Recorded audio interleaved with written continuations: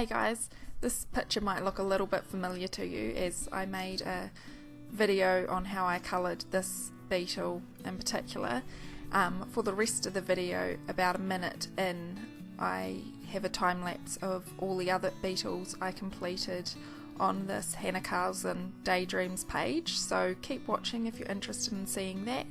And right near the end I just talk a little bit more about my thoughts on the page. So keep watching.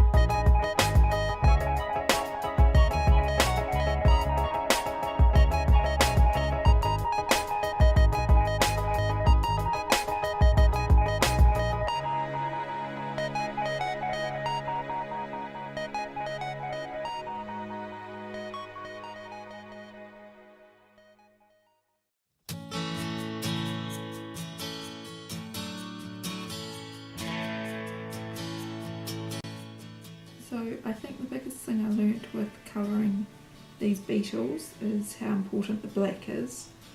I think you'll notice I started with the black for most of these beetles. It gives it a really good shadow. And what I'm doing now is just going back in and trying to add some black pen just to go over those lines again. The lighter colours can make the black lines look a wee bit dull, and I don't particularly like that look, so I think by just going over top it's just bringing it back to life. So before I started most of these beetles, I looked at a picture of a beetle that would inspire me for the colours or something along those lines, and then just went off the top of my head where I thought things should be. So I hope you've enjoyed my video. Make sure to give it a thumbs up, and if you've made it this far and you're still listening to me talk, you should go follow me on Facebook. I promise I'm not annoying there.